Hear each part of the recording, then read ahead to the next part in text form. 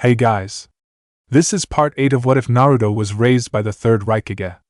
Hit like and subscribe if you like this one, and also please check the author in the description. Let's start.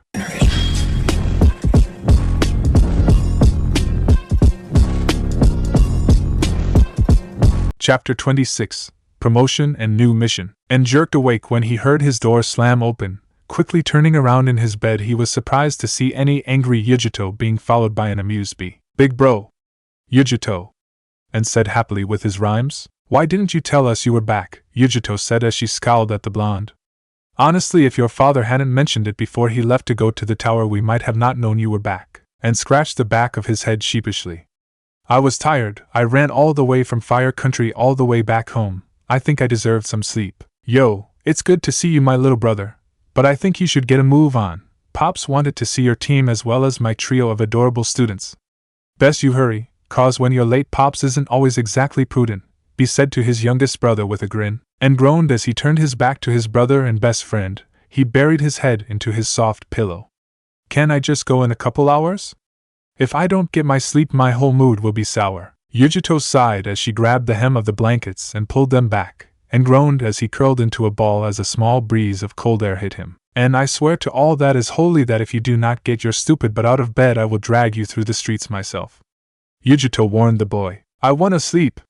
And whined as he buried his face deeper into the pillow. Yujito's eye twitched. That's it, she declared as she grabbed Anne by the ankles and tried to pull the lazy boy out of bed, and quickly grabbed the headpost, making the two struggle with their tasks. And don't be lazy, Yujito yelled to the boy, who merely whined a protest as he clung to the headboard. Be chuckled at the sight. All right. Calm down, ya fools. Did I also mention that I heard Dad say that he wanted to talk about your mission? He told the two genin, who stopped what they were doing to look at B curiously. The Chunin exams, remember? You never got to come home, so we couldn't call the mission complete. But now that you're here, you may get something great. Now stop pulling on the bed sheet. And perked his head up in curiosity and excitement. We're going to become Chunin? He asked. B grinned and gave Anne the thumbs up. Yeah, and grinned and gave B a thumbs up, unknowingly letting go of the headboard.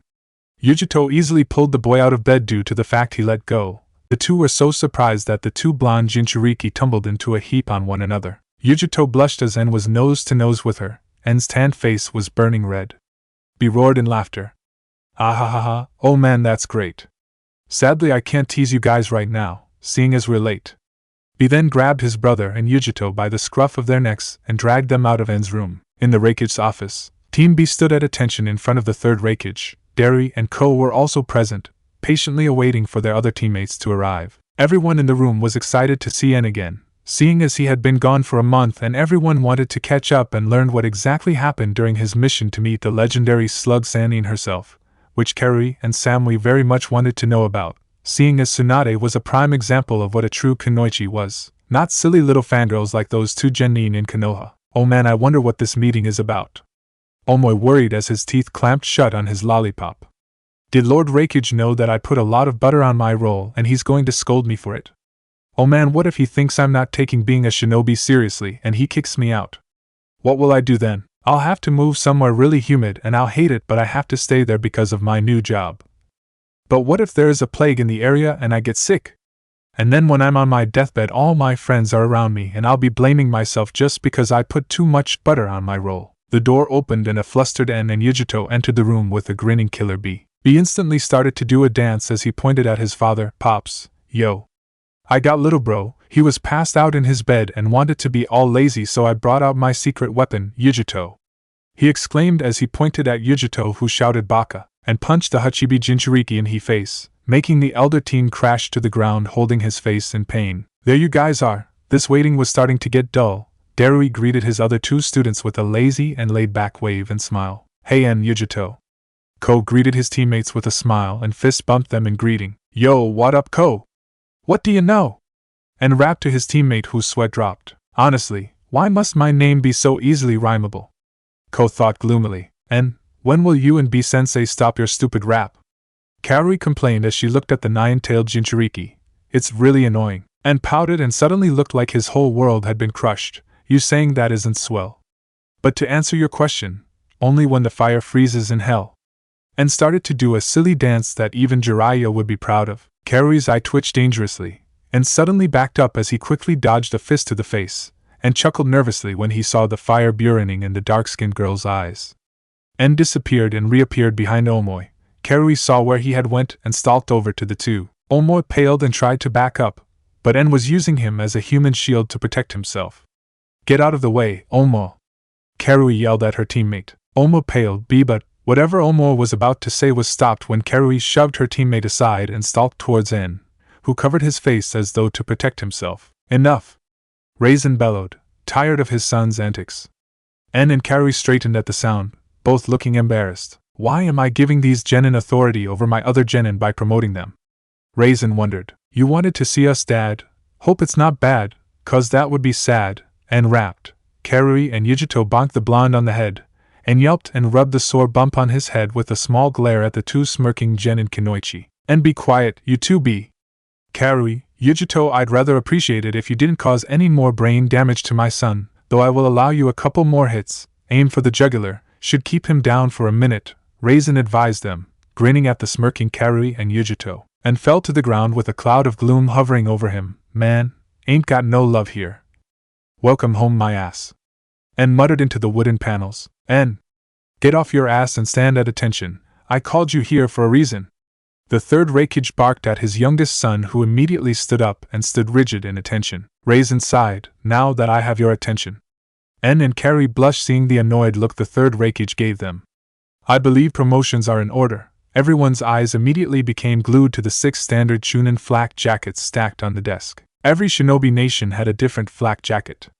For those who live in Konoha, the standard issue was a dark green, usually with pockets on the front to store scrolls or weapons and sometimes neck and shoulder guards. In Suna the jackets were a dusty tan, easily able to be concealed within the desert. They were similar to Konoha's flak jackets. Iwagakure's Chunin flak jackets were a dark brown. There was usually only one large pocket where the stomach was. Kiri's flak jackets were a slate gray and much more plain, meaning they didn't have pockets.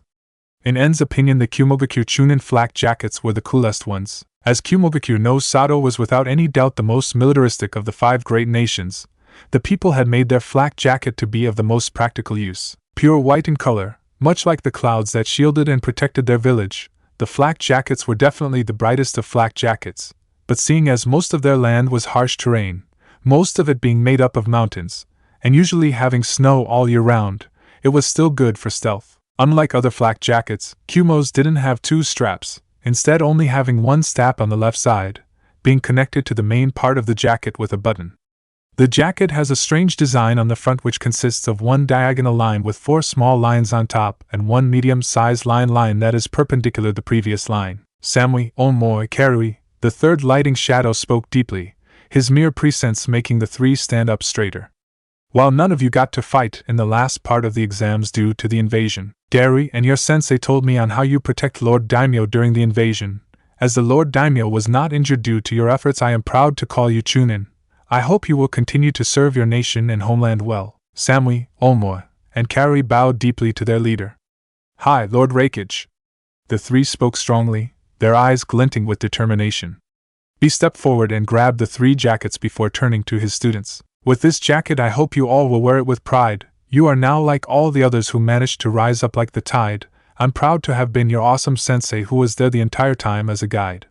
Don't worry kids, this won't be last you'll see of me, 'cause I'm Karabi, or as I like to call myself the Killer Bee." He rapped to his students, stars shining from underneath his brown shades as he handed the flak jackets to the happy, though somewhat annoyed, newly promoted Chunin. "Abayoki ko, ni Yujito, Yatsuki en." Raisin turned to Team Darui with the same serious expression and tone. "You have proven yourselves to myself and your fellow comrades. Because of your efforts we now have a prosperous trade with Wave, and thanks to you 3 as well as Team B we showed Konoha that they are no longer the strongest nation. That title goes to us now, Ko-en," and Yujito smiled and stood up straighter though none talked, not wanting to interrupt their leader. "You have shown the might of our nation. I hope you will continue to do so as Chunin," Raisin instructed the 3. Darui stepped forward and grabbed the remaining Chunin flak jackets. "While it's a bit dull to no longer be your Jonin sensei, I'm proud to have called you my students.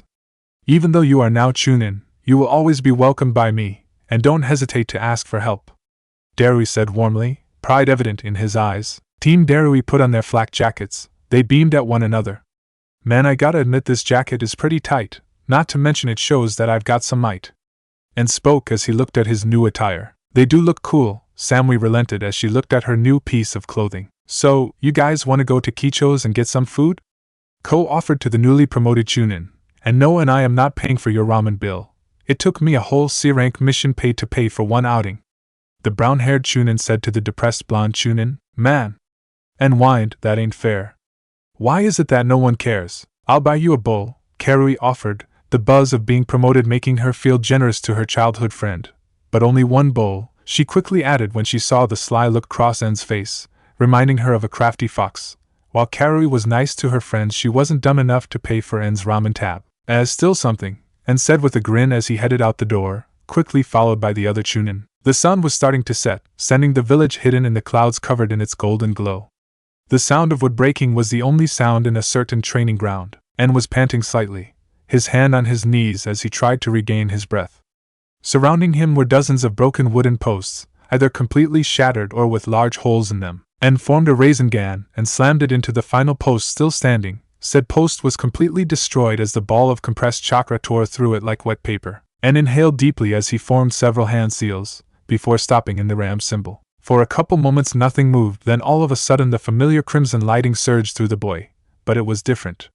Instead of arcing around the body as usual, which allowed him to move faster, and was slowly trying to rotate the churka in one way. For 1 second En thought he had it, but then his armor started to flicker, before En had to shut it off before it would explode, something he didn't want to happen. Damn, this is harder than I thought. So you got promoted, should I be worried? A deep but familiar voice asked from behind En, his tone amused. En turned around, a wide smile on his face. Big brother! He exclaimed as he saw us standing in front of him. En crashed into the older and larger boy. He chuckled deeply as he gave his youngest brother a big bear hug and ruffled En's blonde hair affectionately. Hey kid, heard you got back from your oh-so-important retrieval mission. A chortled while En bristled at the jab, and pointed his finger at the future fourth Raikage and yelled, Urusai. It was an important mission. I nut the slug Sanine and even ran into that dumb snake Sanine, not to mention I got a new addition. He said, thinking of the raisin gan, raised a brow. What do you mean, you ran into Orochimaru? He asked, surprised though, and did see the concern flash in his brother's eyes. And looked up at the tall man with a leveled gaze, and Akatsuki. And looked hurt. When were you going to tell us? What?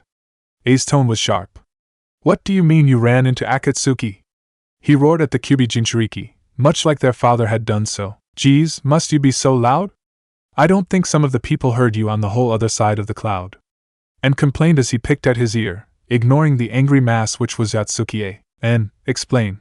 Now, A commanded in his no-nonsense voice, and shivered at the tone. And knew why his brother commanded so much respect and how feared he was by enemies.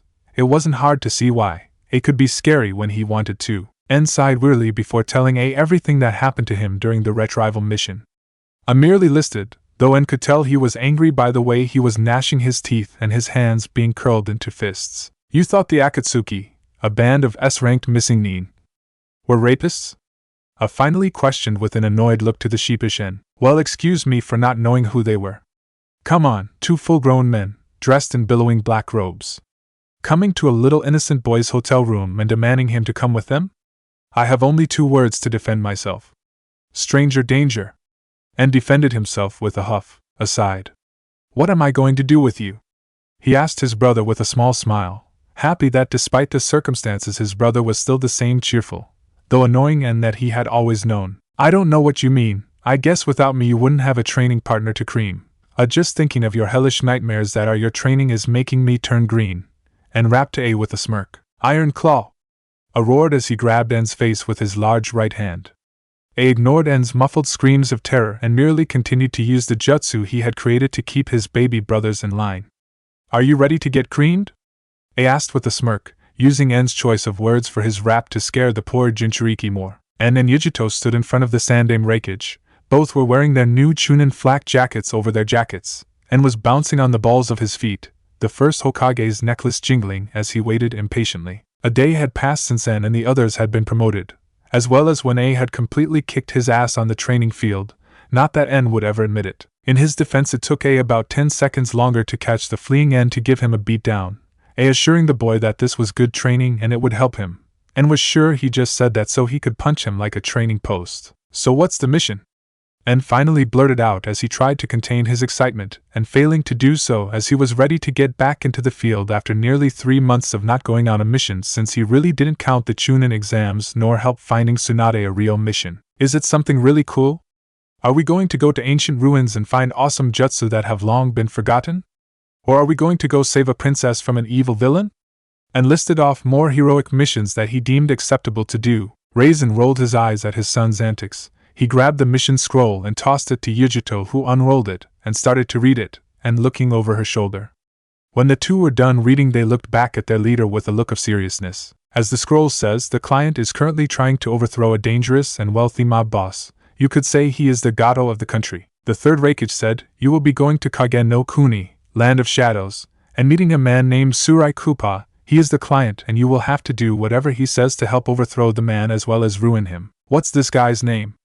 And asked, wondering if he was a midget like Gato had been. Raisin held up a picture of a man. He definitely wasn't a midget.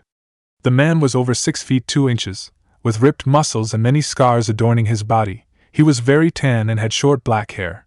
He had a short trimmed goatee and sideburns. He was smoking a cigar and glaring in the photo. His name is Chifutora, an old shinobi veteran whose great mind made him the perfect strategist. He has overthrown dozens of small countries and given the reins to the one with the most money. The ones who buy the countries from him aren't the greatest of people. And Yujito frowned at this. When you say a perfect strategist, how good are you saying he is? And asked curiously as he looked at his dad. He once overthrew a small government with only 3 men that were blind. Raisin said curtly. The no-nonsense tone he used made the two sure that he wasn't joking. Well, Yujito started. Looks like we got some work cut out for us. But this Chifu guy has another thing coming when we get there. And nodded in agreement. And then remembered something. So wait, where is Ko and Darui-sensei? Shouldn't they be at the debriefing with us? He asked as he had noticed when he had walked in his teammate and sensei weren't with them. While he knew that now they were all Chunin and wouldn't have every mission together, and still wished it could just be Team Darui for their first mission as Chunin. Darui is on an S-rank protection mission in the Land of Frost. While Ko is on a training trip with his father, he's learning more about his clan's summons and the jutsu along with collaborative jutsu. So it'll just be you two. Raisin smirked at his son. Think you can handle it? Course we can. And said back with a smirk of his own. Raisin got out a map that showed the entire elemental continent and pointed at the large island underneath Kaminari no Kuni. You will take a boat across these small islands. He gestured towards the small chain of islands that bordered the west side of the country, and you will meet the man in the village of Dorobo. He pointed at the village where the mission would take place. How will we know who the client is? Yujito asked, as that was a very important part to know. I do not know what he looks like, only his name. He told me that you'll know pretty soon when you arrive. You are to go to a certain restaurant. It's called Ryochi's. Raisin explained, this is your first mission as Chunin without a sensei or a higher rank ninja. Don't fail. And gave a mock salute. Don't worry, old man, we won't fail. And suddenly found himself being thrown out the window, courtesy of his father. I'm not old, N. The Raikage yelled out the window as his son slowly picked himself off the ground. Raisin turned to Yujito. You're in charge. Make sure my idiot son doesn't destroy anything important. Yujito sighed. I'll try, but I don't think I'll succeed.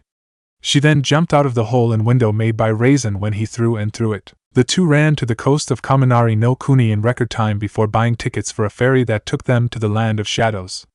The boat was a rather large ship, easily able to hold over a couple hundred people as well as the crew.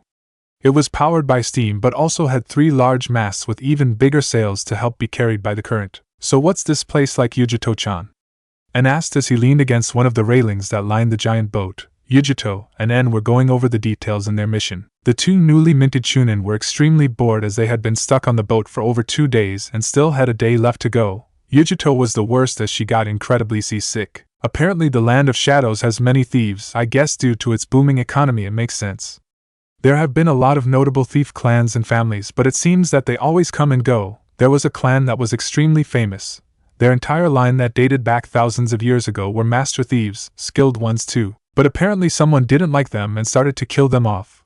Only one is left now. Yujito told her friend and comrade. Her pale face was slightly tinged green due to her being awfully seasick. What's the clan called? And asked curiously. Yujito's eyes widened. Kupa. she announced with surprise. Koopa. Koopa, En's eyes widened when he realized what that meant. So wait, the last of a great line of master thieves is our client? He scratched his head. How weird. So we're helping a thief, this should be interesting. A mission is a mission, no matter the client and his employment, Yujito reminded the boy before her pale face turned even greener as the boat rocked, and patted the girl on the back as she tried to not throw up. Still haven't gotten your sea legs yet? And asked comfortingly while Yujito shuddered as she tried to control her protesting stomach. Yujito shook her head. No, I wonder if it's because I'm a Jinchuuriki. Yujito moaned miserably.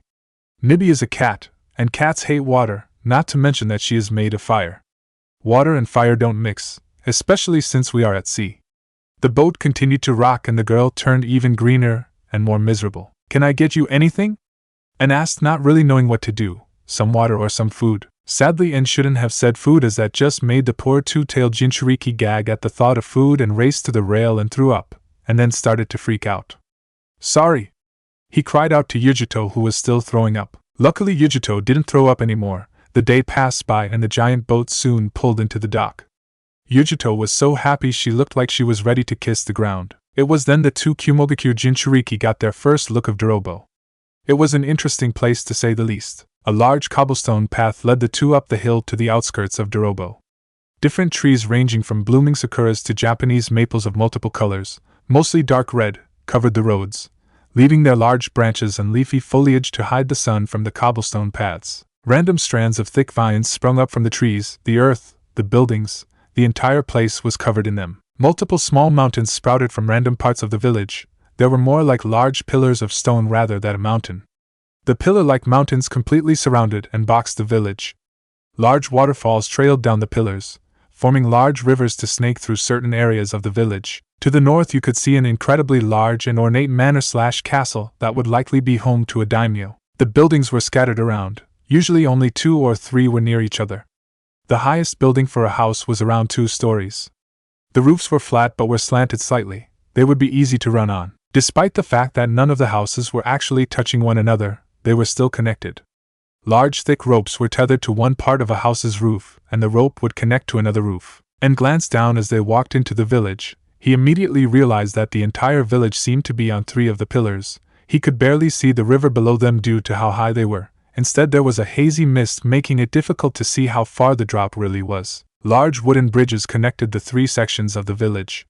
The two also noticed that the village seemed to be mixed up with modern technology and old technology. Fire was used instead of light bulbs for the many lampposts that littered the road, as well as torches, and judging by the light in the windows of the various buildings, it seemed that they used candles and torches to light up the dark areas. The only places that seemed to have any new technology were 3 buildings, each of them being the largest and tallest buildings in the village, around 3 to 4 stories tall. The two decided they would learn more about their surroundings after they had met their client, so they decided to head to the building to meet up with the man.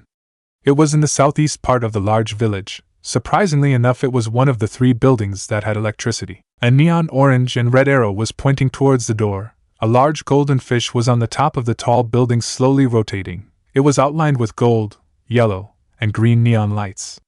Since it was now becoming dark, the bright lights stood out like a fireworks show. A large stone statue of what appeared to be a panda with a fishing pole stood in front of the entrance.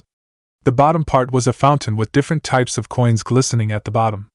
No doubt the statue was to symbolize the fishing trade that went on. The building was a restaurant, so the 2 blondes went inside and ordered some sushi from a waiter.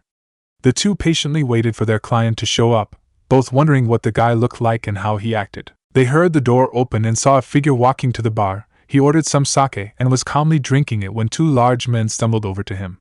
The 2 were like the 2 parts of the comedic brains and brawn act, where one is the brains who makes all the stupid mistakes while the brawn was the one to do the job. Sadly for those guys, there were no brains with them to help their brawn. One of them pointed at the man drinking with a large and very sharp sword. Looks like we've finally found you. Even his voice sounded dumb, like he had been hit on the head by a sword way too many times. The man continued to calmly sip his drink. The other people sitting near him were quickly getting out of the way and decided to just leave the shop altogether. I don't really get what you mean by find. I just decided to get something to eat and drink, the man said, his deep yet soft voice showing that the man was pretty young. He was wearing a cloak, and from Yujito and En's vantage point his face was in the shadows. The two thugs leered at the younger and much smaller man. You're gonna have to come with us. Chifu's been wanting to hang your head on a plaque for quite a while. And Yujito's eyes widened before narrowing as they listened in on the little conversation. The man laughed at the thug's threat. Oh my, that was a good joke. Have you heard the one with the pig trying to cross the road? He asked jovially. The two giant thugs were silent before they finally realized that they were being made fun of. The other one unstrapped the giant axe from his back and pointed it close to the man's face. You making fun of us? The man laughed again. No, I think it's a compliment, for you guys at least. He taunted as the two guards' eyebrow narrowed as they tried to figure out if that was an insult as well. They decided it was and moved in to attack the man. There was a small flash, and the bar watched in stunned silence as the man easily dodged the two weapons trying to kill him, jumped up from his seat and threw his cup of sake into one of the thug's eyes. Said thug screamed as the alcohol burned his eyes. He stumbled backwards into the thug with the sword. The thug with the sword pushed the momentarily blinded man away from him and rushed at the man with surprising speed. It was even more surprising when the man dodged the sword yet again. The sharp sword sank into the wood bar like a hot knife through butter. The man struggled to pull it back out, but before he even had a chance, he was suddenly whacked in the face with a bar stool. The thug fell unconscious instantly, a large bump already forming. The younger man dropped what remained of the bar stool and jumped onto the bar as he narrowly avoided being sliced in half by the thug's axe. The only remaining conscious thug was growling. His eyes were bloodshot due to have burning sake thrown in it. He definitely didn't look happy at the cloaked stranger. I'll kill you! The man roared in hatred and rage as he rushed towards the man who just crouched down, calmly waiting for the man to get closer. The man swung his giant axe at the robed figure, who jumped up high into the air and grabbed one of the lights that were hanging from the roof. The man used his momentum to swing to another lamp and then with a show of upper body strength threw himself up and he landed on one of the horizontal wooden posts that kept the roof from crashing down on them. He then quickly leapt to another post and opted to stay in the shadows. Even if he was moving, the thug had no idea where he was. If En and Yujito weren't censors, they grudgingly admitted that this guy could have snuck up on them easily. The thug tried to follow the man's movements, but the stranger would leap on a different post or even on top of the lamps. He soon lost the man and instead opted to hold his weapon at the ready. He never noticed the man drop down behind him without so much as a small creak of the wooden floorboards. The stranger then gave a quick chop to the thug's neck and the man fell unconscious just like his fellow thug before him. The stranger then walked over to En and Yujito. So you two are the ones that are going to help me take down old Chifu? I admitted I was expecting someone a little older. The man stated as he took off his cloak and the two finally got to see what their client looked like. The man had spiky gray hair that was immediately concealed as the man put on a navy hat. Despite the color of his hair, the man looked like he was in his late teens or early 20s. He wore an outfit that looked like it was for stealth. His outfit was navy just like his cap. He wore navy blue gloves and on his wrists were gold bands. He also wore a brown belt with a gold buckle. A brown kunai holder was on his left leg. The man had brown eyes, but it was hard to see parts of his face due to the fact he was wearing a black mask that covered the area around his eyes and nose. So you're Surai, and said as he shook the man's hand, as did Yujito. Surai grinned and bowed deeply. The one and only, he said with a cheerful voice. I'm Yatsuki-en, and pointed at himself with his thumb before gesturing towards Yujito.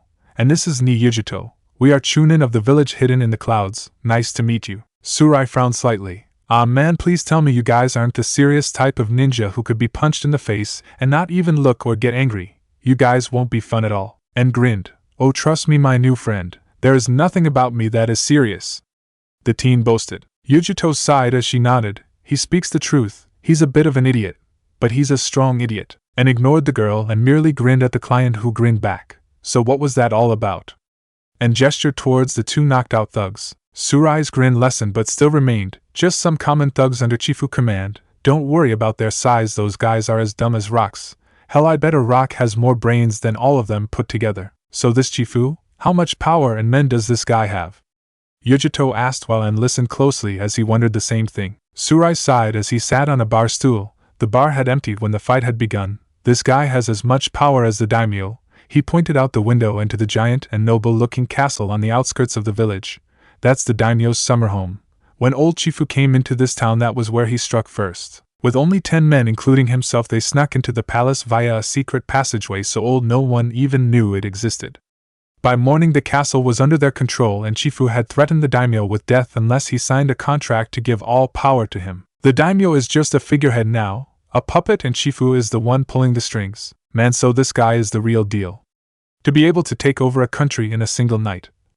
And trailed off as he realized how much of a strategist this guy was. He probably rivaled a Nara genius or protege, which was an incredible compliment. Surai nodded glumly. This village is the ancestral home of my clan. I'm the only one left besides my grandfather. He actually owns this restaurant.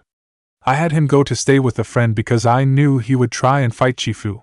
I didn't want him to die. He's pretty old and he won't be able to take down every thug, though he'd take a lot of them down with him. But I'd rather not lose the last of my family. Surai got up. Come on, I'll explain everything else at my hideout. It's not safe here. Too many eyes and ears travel by in this place.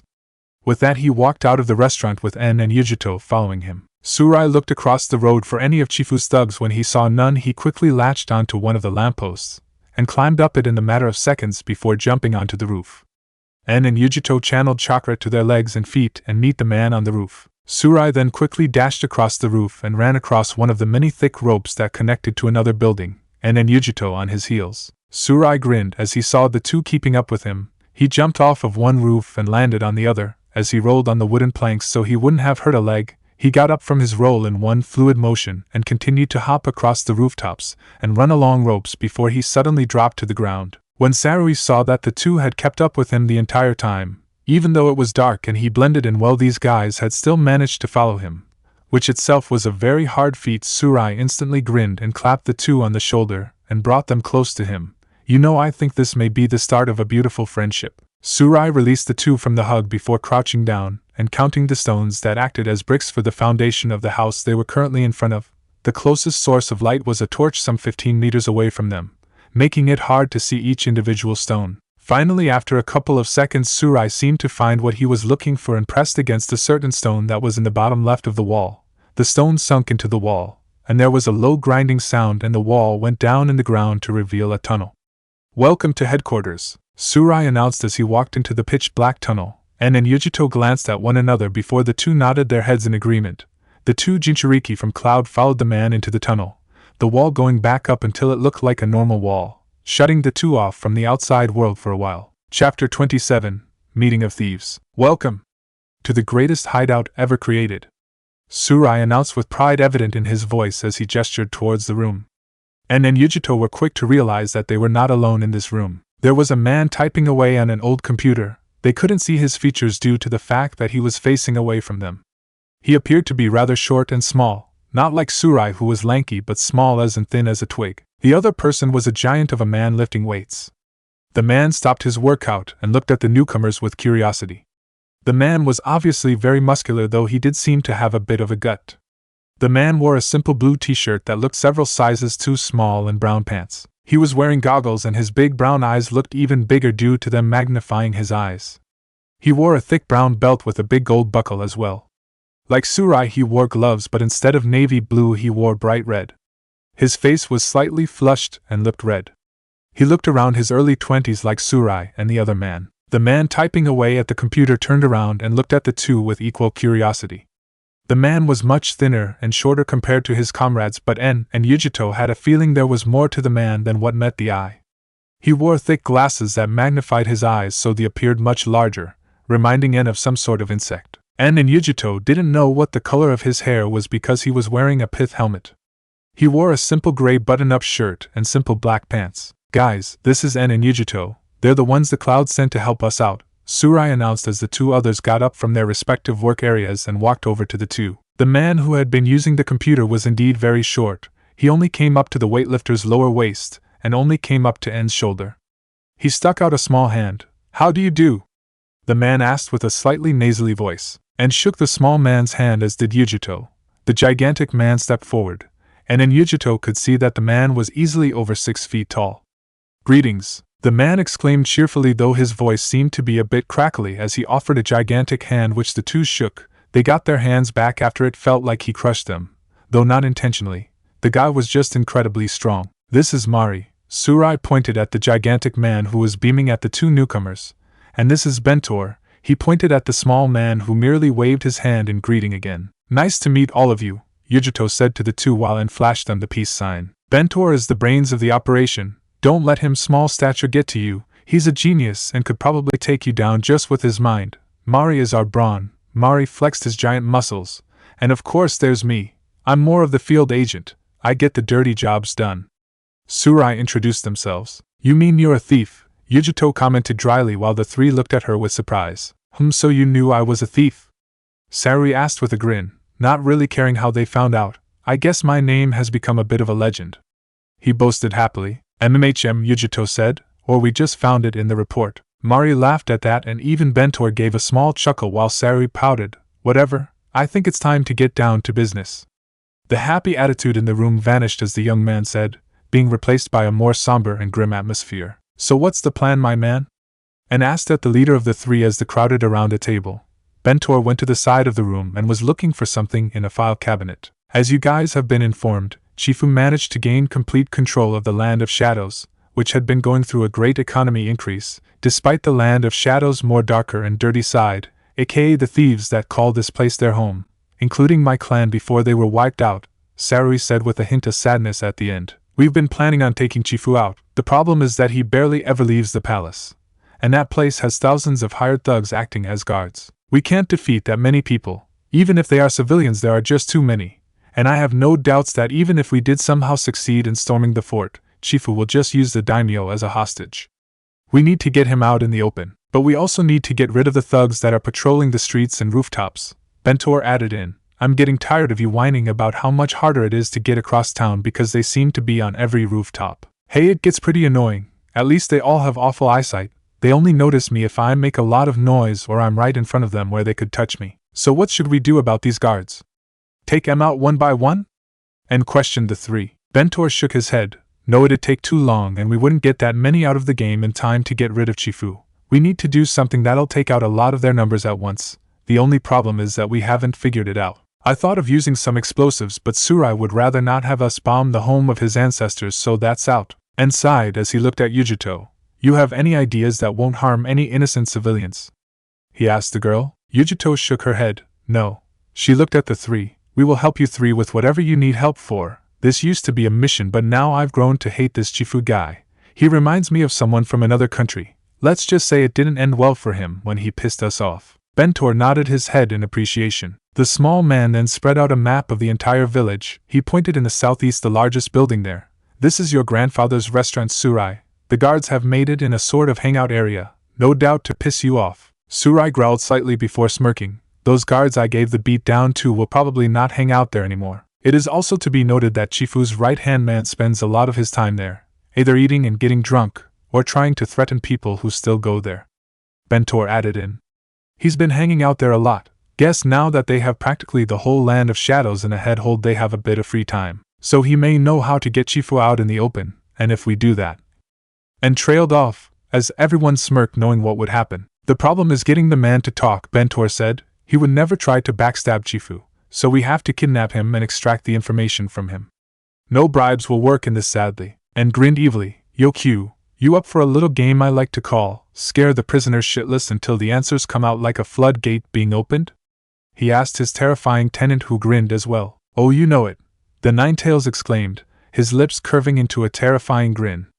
And had to feel a bit bad for the right-hand man, seeing he would get to see one of N's special jutsu that could send a person into his consciousness. Or if he wanted to, exactly into the seal where Kyuubi would get a laugh with terrifying the man. We'll take care of that when he gets here gagged and bound. But how are we going to pull it off? I don't think we can do a ninja battle with him. It'd draw too much attention and we'd get surrounded by goons. Wouldn't be easy to extract the man if we had to fight our way out, and said, perhaps we could slip him something in his food? Yujito offered, maybe some sort of toxin that'll make him fall asleep. If he hangs out there a lot, he won't suspect it. The guy is huge though. We need a pretty strong toxin to knock him out. Bentor looked at Surai with his beady eyes. You know any local plants that can do that? He asked his close friend. We don't have enough time to order a toxin that strong. It could take weeks or even months. Time is something we do not have. We need to have it now or soon. Surai was silent as he pondered on that. He slowly shook his head. Sorry, I'm a thief, not a potion maker. I bet my Gramps knows. Maybe he has some sort of book on the local plants. There has to be something like that, and if there is, then it'd have been recorded by my family. Only problem is that all my grandpa's stuff is in the restaurant, and since I went there to pick these two up, it'll be under guard even more until they calm down. So we'll have to sneak in, either when it's still under red alert, or when they don't suspect it. Bentor said with a weary sigh. It won't matter, Mari announced. Nothing can get in the way of the Mari and his friends. Attaboy Mari, Surai said to his over-exuberant comrade with a wide grin, and the two high-fived while Bentor rolled his eyes at his friend's antics. So we need to sneak into the restaurant under all the guards' noses, find some sort of plant that'll let us make a strong knockout toxin, give it to the guy and bring him back here, and make him tell us what he knows, and counted everything on his hand before smiling. Yeah, I think we can do this. Surai and En high-fived. That's the spirit, Surai said with a wide smile. Look out, Chifu, you're gonna get your ass whopped, and held out his hand in the middle of the table. Yujito, realizing what he wanted, put her hand on his. Surai placed his hand on theirs, which was quickly followed by Bentor. Finally all their hands were covered as Mari placed his huge hand on top. I know we just meet, but I have a feeling we're going to pull this off, and stated. Mari nodded his giant head. I agree, the Mari is happy to have gained new friends. Okay, big guy, no need for tears, Sarui said to his friend as he saw the man's eyes get misty-eyed. I'm sorry, but the Mari just gets emotional at times, Mari exclaimed as he started to sniffle. Don't cry on me, I'm misophobic. Bentor cried out in apprehension and fear as he saw the tears starting to stream down Mari's face like waterfalls, not to mention the globs of mucus that was coming from the large man's nose. Our friendship, Sarui said with a small sigh of contentment. Yujito and En were talking amongst themselves. Surai had gone off on an errand, while Bentor continued to go over the blueprints of literally every single house located in the village. The two then noticed Mari shyly shuffling up to them. What's up?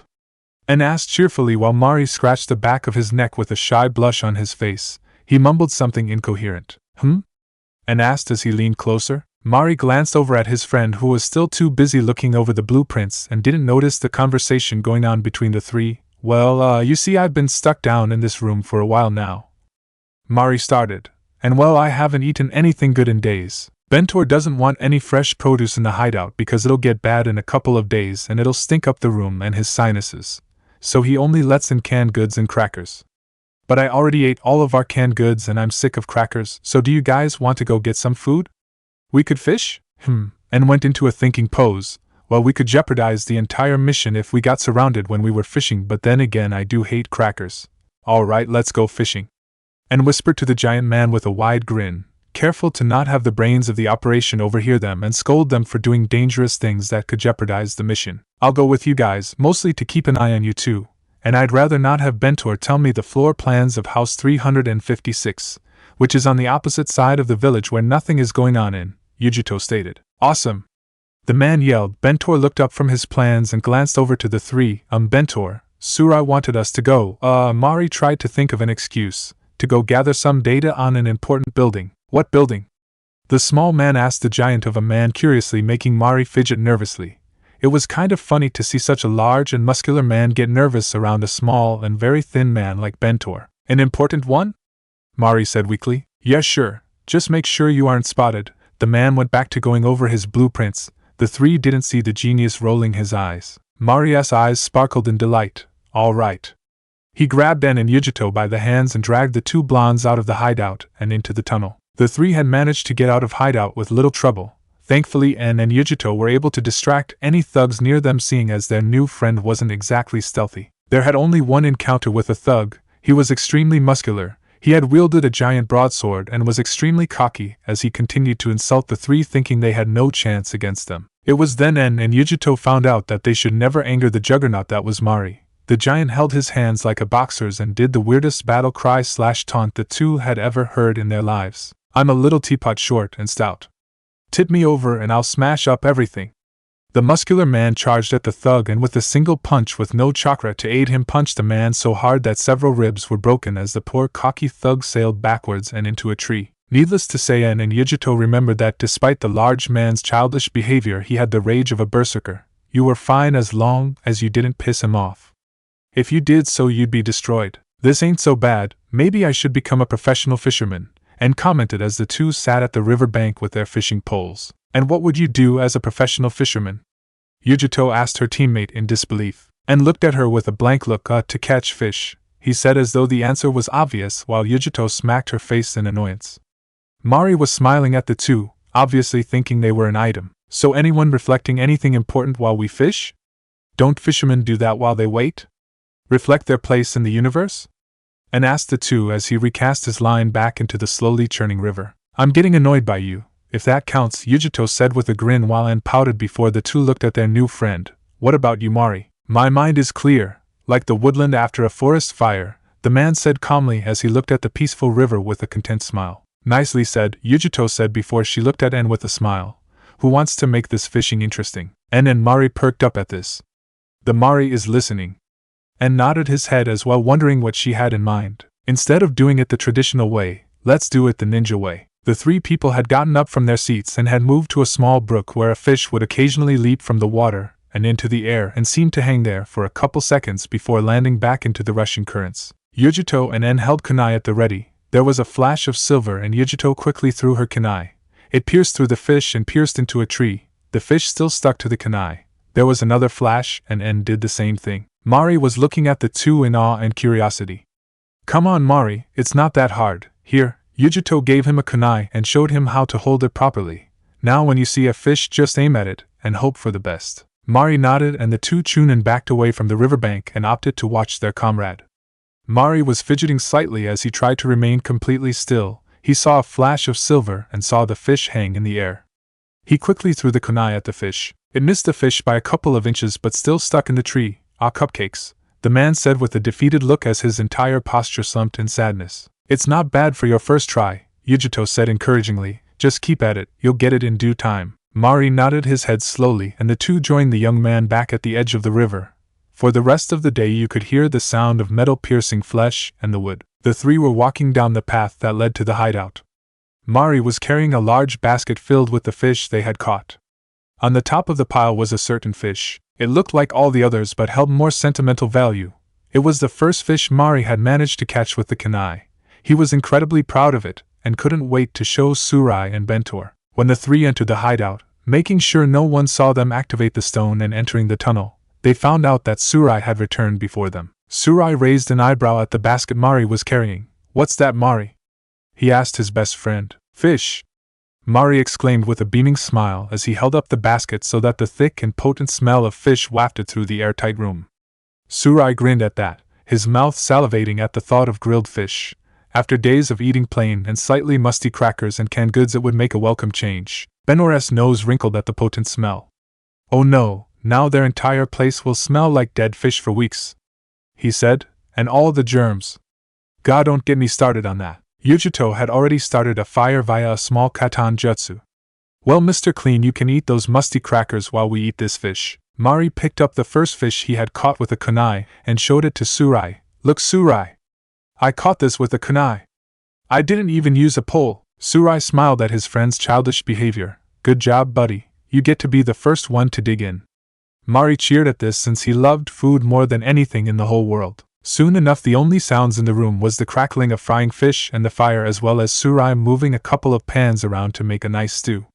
Soon a heavenly aroma wafted from the open flame where all the cooking was going on. Benor's nose twitched again as he smelled the good food. Oh, alright, you guys win, he said as he sat down at the table, and Mari cheered, happy that Benor was going to eat the fish he had helped catch.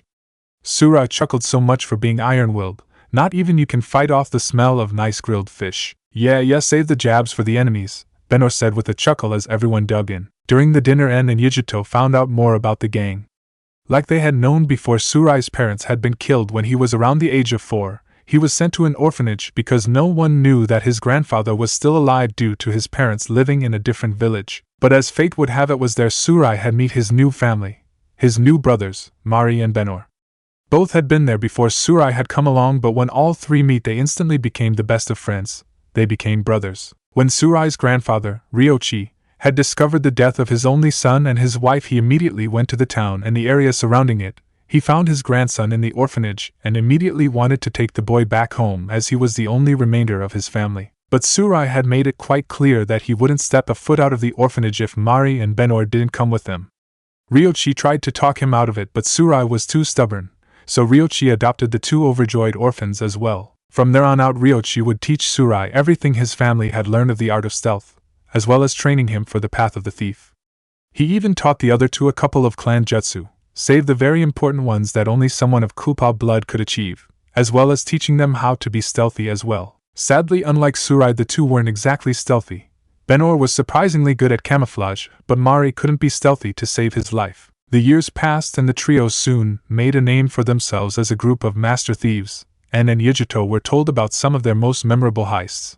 As long as En and Yujito didn't tell anyone, especially the police, that the group had pulled off, the heist usually ended in hilarious endings. The thief gang had always seemed to have not so normal heists, even compared to other thieves' heists. One of them was when the three had set their sights on a very rare and expensive crystal that was in one of the most secure museums in the elemental nations. Tsurai had managed to get in thanks to his great stealth and athleticism, since most of the alarms were able to detect the use of chakra during the hours when no one was supposed to be there. Along with many of the guards being trained sensors, Tsurai never used chakra, only his skills, though he was able to use jutsu if he got in a fight. The end resulted in him acquiring the gem.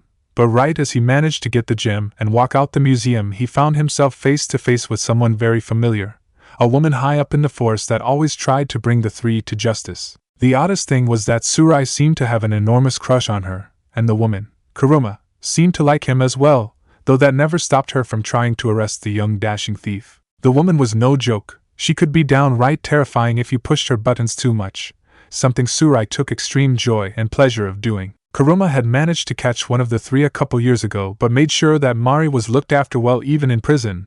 She even gave him a couple pieces of candy to the strong thief, showing that she did seem to have a soft spot for the gang. Of course she still screamed at the heavens when Sarui and Bentor had broken into the prison and busted out their brawn.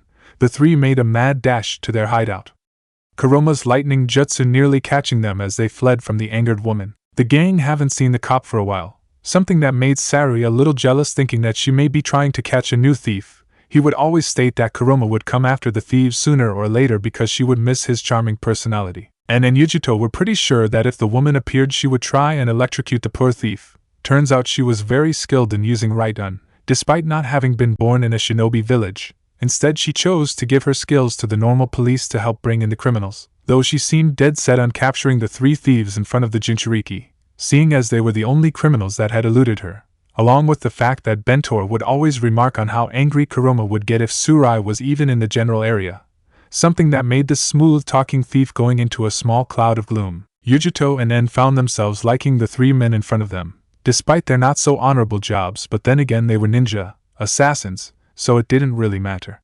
Even the shy Bentor seemed to open up to the two Cloud Chunin, seeing as they seemed to be very kind people.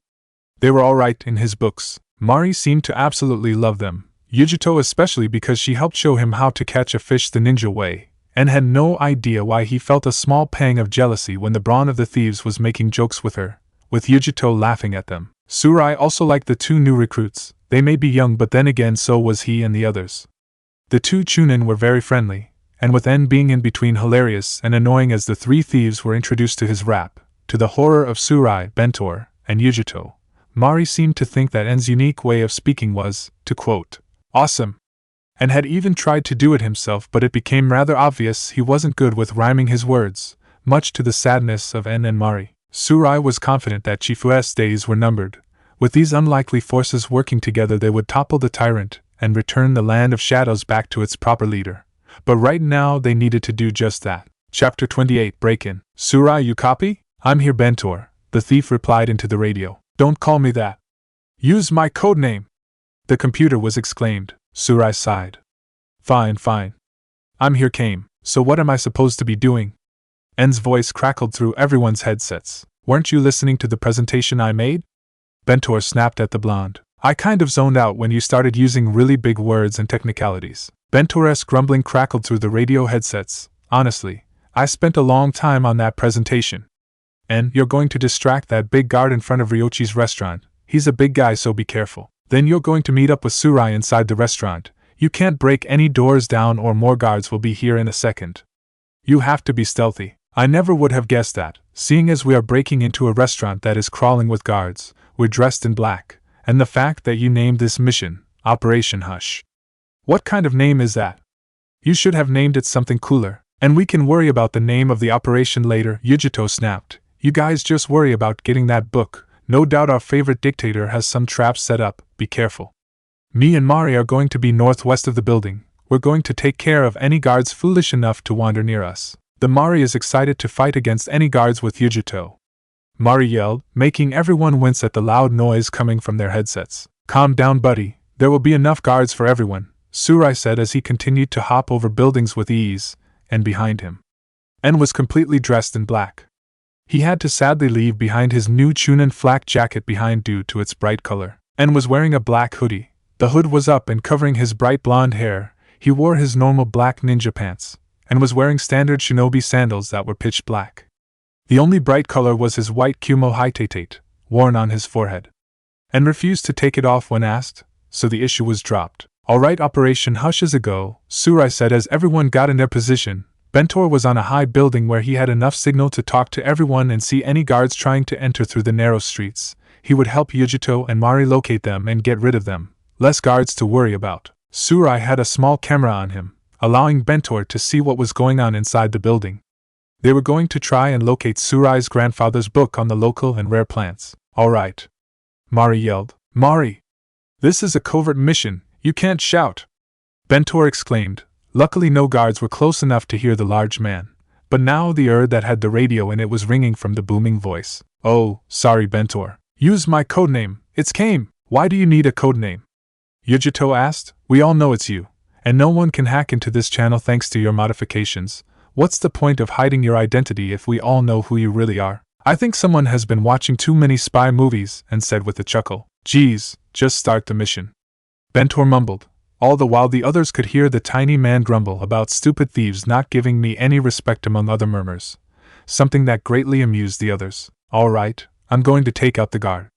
Yujito, Mari, make sure you keep anyone from getting near the restaurant until me and Surai are out of there. Kame, are there any guards near the entrance besides the one I'm taking out? Any that could hear or see anything? No, you're good, and Bentor said. Continue on. We'll be keeping an eye out, don't worry. Just get rid of him. Careful, that crossbow looks dangerous. North jumped down to street level. He was chosen to get rid of the guard as all the guards were familiar with Surai. But first he needed to get rid of the thug. The problem was that he was a censor. So if they didn't get rid of him they couldn't use any jutsu or even chakra, else when they left they'd be completely surrounded. Said censor looked like any street thug. He seemed to have a couple pieces of samurai armor on him, though judging how he didn't have a full set, only the chest plate and the vambraces, he knew that he wasn't an actual samurai from the land of iron. No doubt he either bought it or stole it. He assumed that the thug stole it since the vambraces were way too small on his bulky arms, and slowly walked up to the man, careful to stay in the shadows.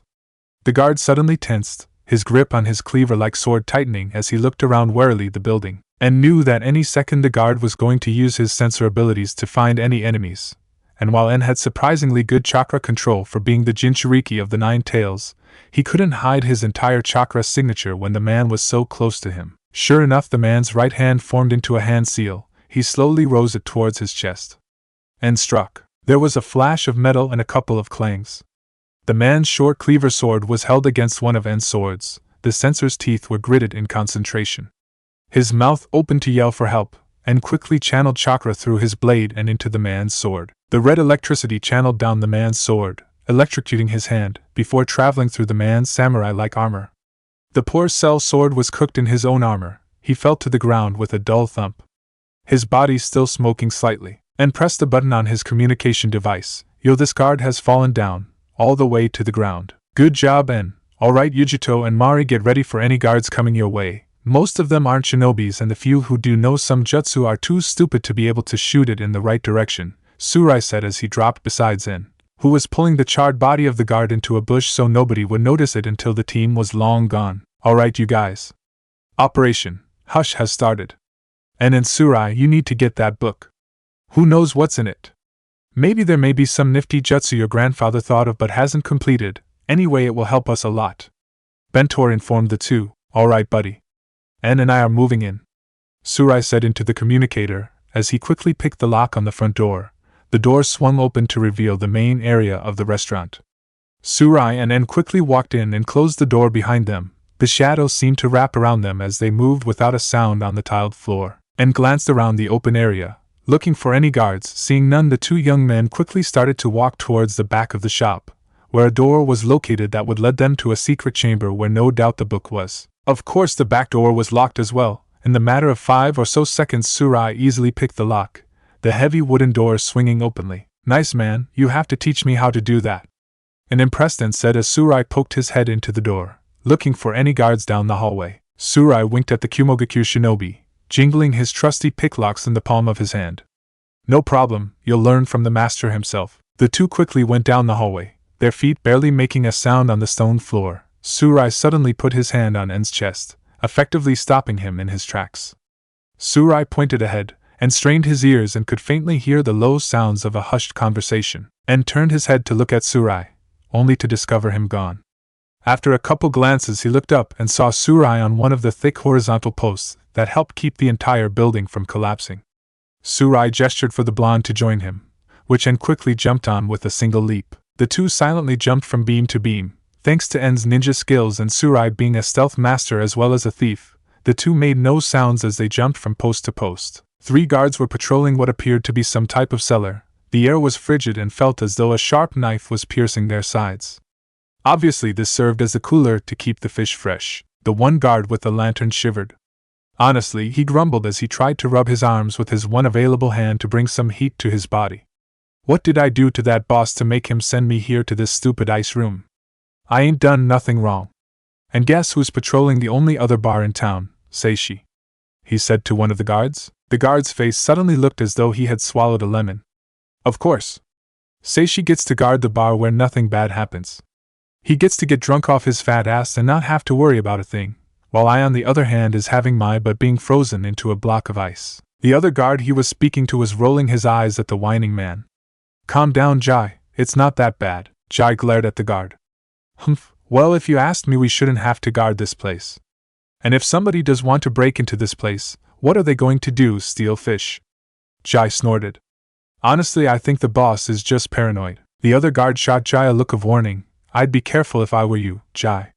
I don't think Lord Chifu would be happy with you insulting him. He is someone you definitely don't want to piss off. The guy could think of a million ways to defeat you painfully, and still have you clinging to life before he gives the last blow. And that's if he's feeling merciful and is in a jolly mood. Jai shuffled his feet, his big black eyes flickering around the cellar with fear and wariness, as though he was expecting Chifu himself to suddenly emerge from the shadows. The light emitting from the lantern was trembling slightly due to the shakiness of Jai's arm. Man, this Chifu guy must be the real deal to make these guys so scared of him. Sure, they're only normal guards, but that Jai guy looks like he may pee his armor. And thought as his hand slowly went into his pocket. He grabbed something in his pocket, and pulled his hand out to reveal a small pebble, barely the size of a marble, and was aware of Surai watching him curiously. And glanced around at the cellar. Below him was the only guard that yet to talk. The guard was leaning against the weathered stone, watching the conversation going on with amusement. Jai was still near the entrance while the other guard was near him. And glanced at the floor and walls. They were a drab and dull gray. A couple of the stone slabs had chipped off, either from a bumbling assistant or from the frigid air, and the stone had gradually chipped off during the years. His sharp eyes instantly noticed a large webbed cracked slab behind Jai and the other guard. He grinned, and quickly flicked the pebble at a certain piece of the cracked stone. Thanks to the cold air already having been weakened due to friction, large pieces of the stone crumbled off the wall and crashed to the ground in a large pile. The fact that they were in a boxed-in stone room was evident as the second the stones fell to the ground it continued to echo, making it even louder. The 3 guards whipped around at the source of the noise, Jai's lantern swinging from the pole as he tried to see what was wrong. What the URG? Jai gurgled out as En suddenly appeared behind him, a knife plunged into his chest. Don't ever let your guard down. To do so makes intruders frown. Now your body is going to be added to the mound. En whispered in his ear before Jai gurgled one last breath before becoming still. A pained cry to En's left showed that Surai had already taken out the other guard, and rushed towards the remaining terrified guard. Before said guard could even cry out, he was electrocuted by En and fell to the ground with a dull thud. Well, that was surprisingly easy.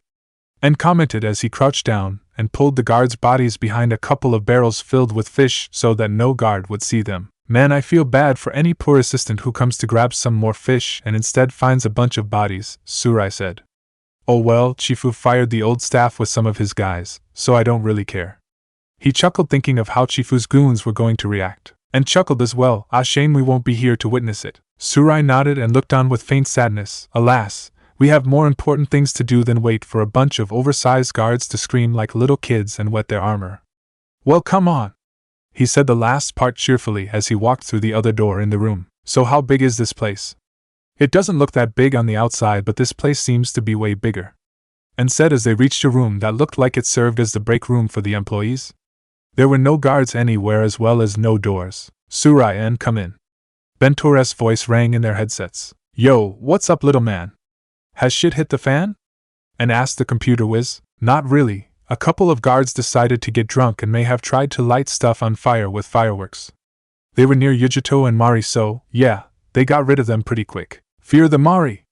Mari's voice shouted through everyone's headset, quickly followed by a yelp of pain and fear. The sounds of multiple people shouting at each other to run was also present. Mari, hold on, you're heading towards a large group of them and gotta come back. Yujito's voice rang in the headset. Yujito-chan, you okay? And asked, instantly concerned. I will be when Mari stops bellowing threats and making more guards come over here.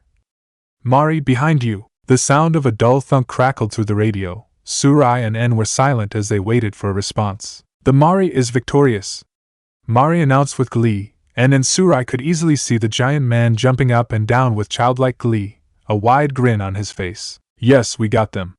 On the downside, Chifu could find out about how a whole bunch of his guards got killed in a single night, and wonder why. On the bright side, it'll piss him off, and we don't have to worry about these guys anymore. Yujito announced through the headset. Wait, no, Mari, don't eat that. The radio signal turned to static. Surai chuckled as he turned the volume down. Yeah, they're fine, and glanced around the room. So where would this book be?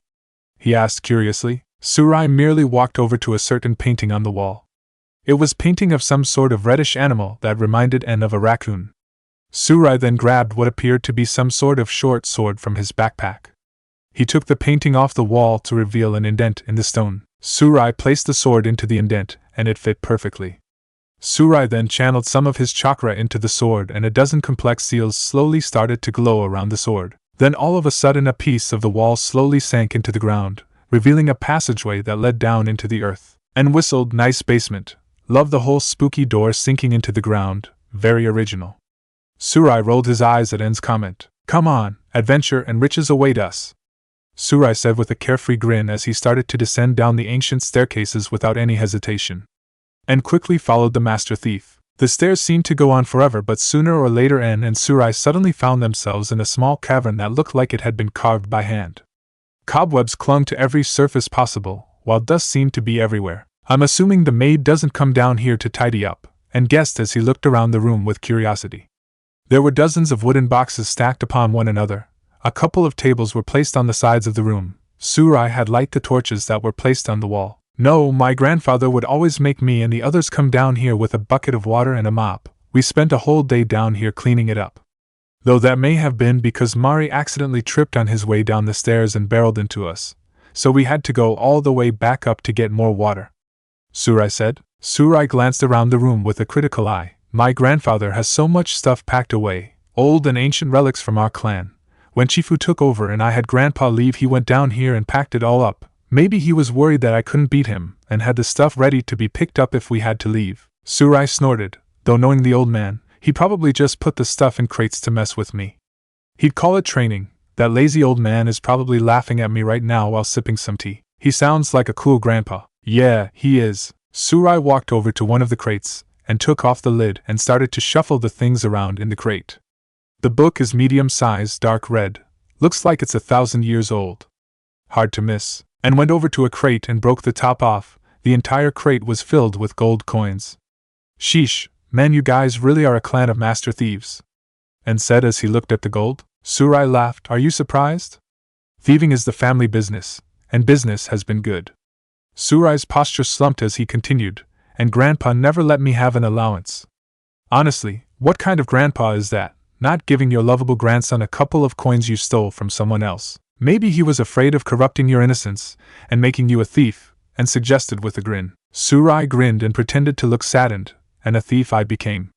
Oh, woe is me, Grandpa, you should have given me my allowance. Now I'm breaking into people's houses and taking their stuff because I could never buy that stuffed animal of a raccoon. And laughed as he opened another crate that was filled with jewels. Shame. I feel like you would be a great upstanding civilian, never the type to ruffle any feathers, especially never annoying a villain. He said in his normal rhymes with a wide grin. Surai snorted at that, seeing as he was always the type of guy that seemed to have a special talent in annoying his enemies to the extreme. He then noticed something leaning against the wall, and walked over to it, and had found a bunch of old kunai and shuriken and was looking at them curiously. They seemed to be made out of a special metal. In the firelight they shined brightly despite the ancient designs on them. The metal seemed to shine bright blue, a rather odd color for a metal. "Hey Surai, you find anything?" he called over his shoulder as he put away the projectiles. When he didn't hear a reply he turned around. Surai's back was to him. Judging from his slack posture, Surai had found something that had caught him off guard.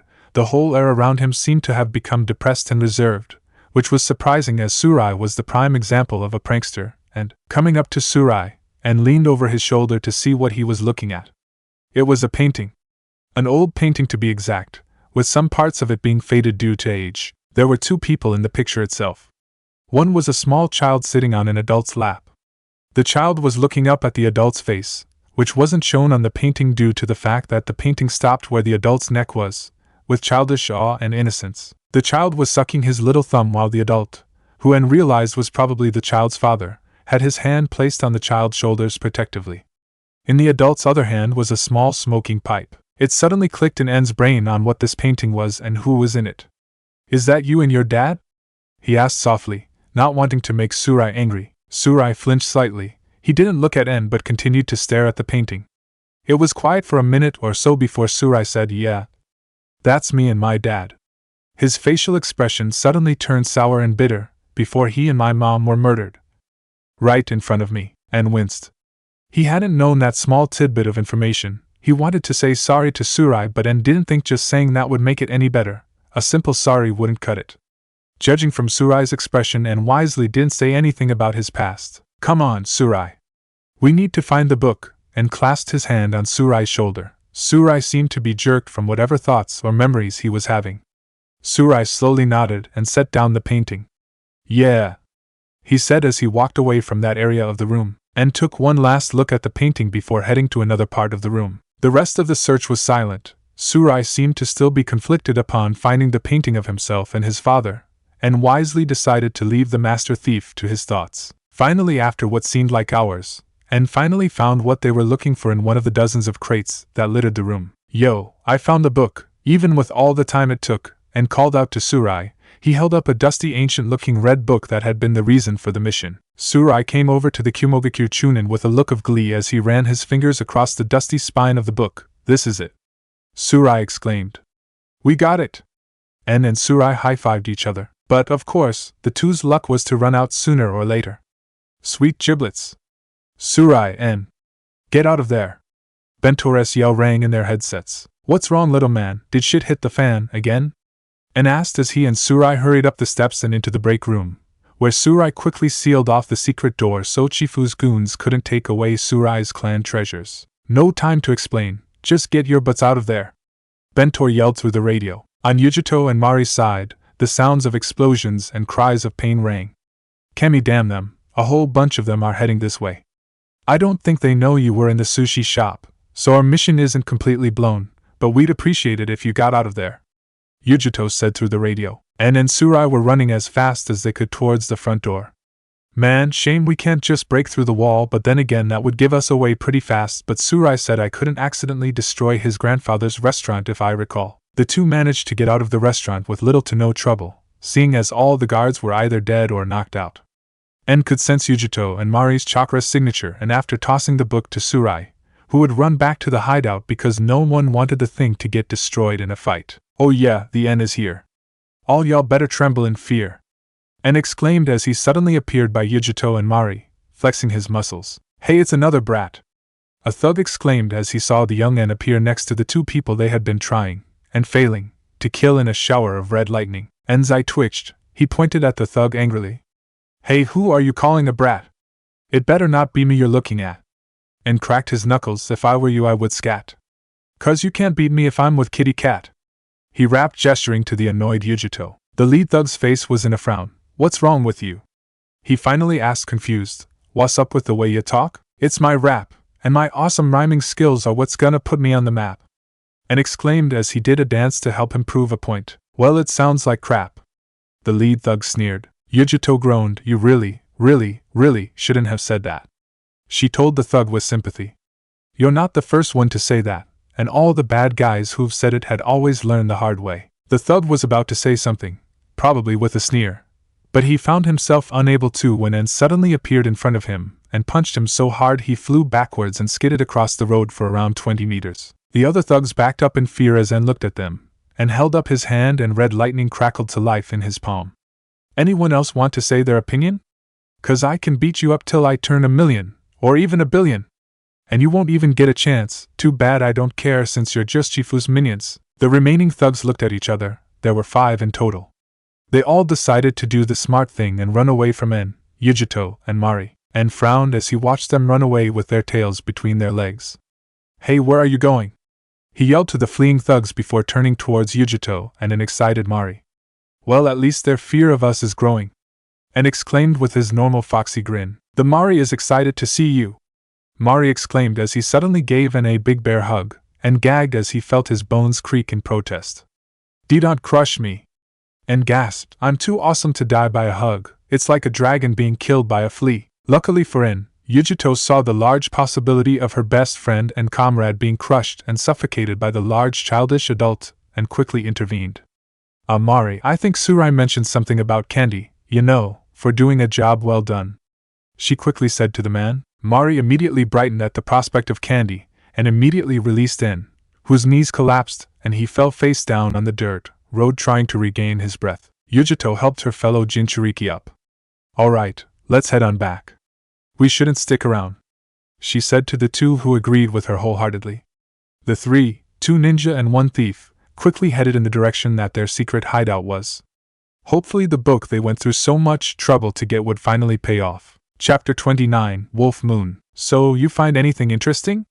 En asked through a mouthful of instant ramen. Besides him, Yujito was having a cup as well, and was talking to Bentor at the table, though Bentor had repeatedly told all the others to never eat food on the table where they held all their meetings and where he kept all the blueprints. Nobody really seemed to listen to him. Bentor tore his beady eyes off of the book and looked up at the 2 chunin. A couple of days had passed since they had broken into Surai's grandfather's restaurant and gotten the book created by the Kupa clan. Bentor hadn't left the book alone the whole time. He spent every waking day reading its pages, slept in his chair with his head on the table and a hand on the page as a marker. En and Yujito were both wondering how Bentor went to the bathroom, seeing as neither of them ever saw him get up from the table. Nothing, Bentor said as he banged his little hand on the table in frustration, making the broth in his own cup of noodles bop and slosh around. Bentor fiddled with his large glasses as he quickly wiped up any of the broth that had gotten on the table. How far are you in that book anyway? Yujito asked curiously as she ate her ramen as well and internally wished that she had some fresh sushi to eat, but sadly Bentor wouldn't allow it seeing as the vinegared rice clogged up his sinuses. I am approximately 199 pages in. Only 135 more pages to go. Should just take a day or 2 with my superior intellect and reading skills, Bentor said, his nasally voice just making him sound even more like a nerd/geek. Suddenly Surai appeared from the tunnel that held the secret entrance. In one hand he was fiddling with dozens of coins and in the other was a bunch of necklaces. Good morning, men and lady. Surai greeted them cheerfully and gave Yujito a deep bow like a gentleman. What's with the loot? Yujito asked curiously before realizing it by Surai's wicked grin. Did you steal that? The Jinchuuriki demanded to the master thief with slight annoyance. Steal? Surai placed his hand over his heart and staggered back as though he had been hit. My dear and noble lady, steal is such a lucrative term. I believe the word you are looking for is taking without asking, please, he replied with that same classy grin that made it impossible for anyone to not forgive him or to at least not make them want to punch him, unless you were his enemy, of course. Yujito smiled slightly, seeing as it was near impossible to not like the man. He was like En. He got on your nerves, but because he got on your nerves you found yourself liking him no matter what stupid antics he did. And besides, I didn't steal these things from civilians, got them from the goons. Surai explained. Honestly, why would they keep valuable jewelry in their back pocket is beyond me. You would think living in the land of shadows would at least make you smart enough to at least put a zipper on it or something. There's no challenge, Surai said as he sat down at the table with a huff, his arms crossed as he slightly pouted. I'll sell those items soon enough, Surai. Bentor muttered as he eyed the pile of necklaces curiously. As any good mastermind, he was interested on how to make a profit from the valuables, though he quickly turned back to the book. Where do you sell stolen goods? Not that I don't know, but I don't really sell stolen goods seeing as I never have. and stated as he looked at the thieves curiously, though he was quick to defend himself in front of their new friends. Online, duh? Surai said as he rolled his eyes at the Chunin. Haven't you guys ever heard of ThiefNet? Seeing the two shake their heads and no, Surai sighed. Honestly, what are they teaching you kids these days? He turned towards Bentor, who had resumed reading the book. I blame daytime television, Surai said grimly, as though telling someone about the death of a loved one, the small twitch of his lips showing he was making a joke. Well, we weren't exactly raised from the cradle to be thieves, we were born to be ninja. We're a more aggressive type, we don't really do the whole stealing thing unless we absolutely have to or want to. And said sarcastically as he munched on his almost depleted cup of ramen, well la da da. I'll have you know it's way cooler to be a master thief like myself, not to mention how handsome and dashing I am. Surai boasted with a grin directed at En, and grinned as well. Well, I think being able to break through walls as though it was paper, summon giant animals, destroy things with big explosions, and using awesome jutsu takes the cake. Did I mention the fact about destroying things? And I'm way handsomer than you, not to mention my awesome singing skills. And boasted as well. I smell food. Mari boomed as he walked into the kitchen and soon had grabbed En's spare cup of steaming hot ramen and seemed to inhale it. No! En cried out as he stood up. His hand was held out dramatically in the direction of the eating Mari, my ramen. Tears were streaming down his whiskered cheeks as he saw his beautiful ramen being eaten by someone other than himself. Eureka! Bentor suddenly exclaimed from his studies, making everyone's attention turn to the skinny man. Did you find anything, buddy? Surai asked his friend as he strode over to look over his shoulder. Oh, indeed I did. There's a rare plant on the side of a certain mountain that can create a powerful enough toxin to knock out anyone, Bentor announced. It says that the plant only blooms when the moon howls bright, and according to my calculations and schematics it means during the wolf moon, which is in a couple days' time. Wow, that is surprisingly lucky. That never happens to us, Yujito commented as she came over and looked at the detailed drawing of the plant they were looking for. Hey, it's purple, she said happily, seeing as that color was her favorite color, and sighed. Why are there never any orange flowers? Orange is awesome. If it could be used for stealth, I'd wear it. And stated happily, already thinking of the awesome clothes he could have that were bright orange. Maybe he would add in a splash of black so it'd look even cooler. And what outfit would you get? A bright orange jumpsuit with bright blue stripes. I would beat you into a bloody pulp for wearing an awful excuse of existence, Yujito said amused while En sank into further depression. I could threaten Big Brother with a never-ending prank war, En said with a foxy grin. Yujito shivered in trepidation when she recalled the last time En had declared a prank war on someone who pissed him off. Said person had somehow been covered in tar and attacked by a horde of angry chickens, their feathers sticking to him, and had to be surgically removed because of the tar. Not to mention En went a little overboard and the Raikage had to send out several genin squads to get rid of all the angry chickens, which had seemed to multiply by the thousands and was terrifying the civilian populace. The only people that had remotely enjoyed En's completely overboard prank was of course the mastermind, or the master idiot as A and Yujito deemed him. B, who had a field day and had made a whole song that had gone around the lines of chickens, all over the village, making people shriek and scream as the little guys go a-pickin'. Gotta hand it to my little brother who had the idea, which was a kickin', yeah. And sure the demon cat of Kumogakure, who had gotten much heavier during the whole shebang, and En was quick to notice that he was missing some chickens. Remind me to never let you near a chicken farm ever again, Yujito said dully as she glared at the blonde who scratched his head nervously. Surai raised a brow. And why can't En go near a chicken farm? He asked curiously. Don't ask. Hey guys, I found the flower. Yeah, I got the power. En called out to his companions, which were Yujito and Surai. Overhead the wolf moon shone above, its transcendent rays illuminating the small pouch of the flowers they needed. Yujito and Surai soon appeared next to En. Are those flowers supposed to have fangs? Yujito questioned as she crouched down next to the patch of violet flowers. The flower's appearance reminded Yujito slightly of a Venus flytrap, but instead of it being green it was instead violet with the budding flowers located in the maw of razor-sharp teeth. Fangs? Bentor exclaimed fearfully even though he was safe in the hideout with Mari. Those weren't in the schematics. Sweet giblets, now I have to write up a whole new plan. Mari, go get my board and marker from my room. Yujito, En, and Surai could hear the faint thundering sounds of Mari stomping throughout the hideout, along with the sounds of things breaking as he bumped into them. Mari! Don't break that. It took me a whole month of planning in order to steal that vase, En sighed. So much for the genius to help us. He placed a hand on one of his sword and unsheathed, so where should I cut this cute little plant? He poked the plant lightly with the tip of his sword. The plant shuddered before giving a series of what sounded like angry barks, and froze before hiding behind Yujito for safety. Crap, Yujito, I made it angry. Save me before it eats me, and begged the girl as he peered anxiously over her shoulder at the quivering plant that was still barking like a rabid animal. Well, why did you poke it with your sword? Was it your plan to make the plant rabid? Yujito asked as she looked at the quivering plant apprehensively. I was improvising, and whined as he cowed behind Yujito. Yujito had to resist bursting into laughter. They had fought a bloodthirsty Jinchuuriki and a full bju, and had always managed to stay alive in matches against his family and herself without hesitation or fear. But now he's scared of a flower? Well, to give your dear mate credit, those are some very sharp teeth. I was unaware that flowers could have teeth so big and sharp. You can practically see it gleaming. Must be the full moon. Nibi added in. Oh joy, now Yujito had an even bigger migraine. Why am I the only serious person in our little Jinchuuriki group? Only Hachibi is serious besides myself, while the rest of you are just that. Yujito looked at the cowering En. Why are you so scared of a flower? It can't run after you, and even if it could, I would lose any respect to you if you were outrun and eaten by a flower. Surai questioned, amused. That plant isn't normal. What if there is a ghost in that plant? You know how afraid I am of ghosts. Since when are you afraid of ghosts? Yujito demanded her friend. About 2 minutes ago, and whispered in her ear. Yujito face-palmed while Surai roared in laughter. I'm surrounded by idiots.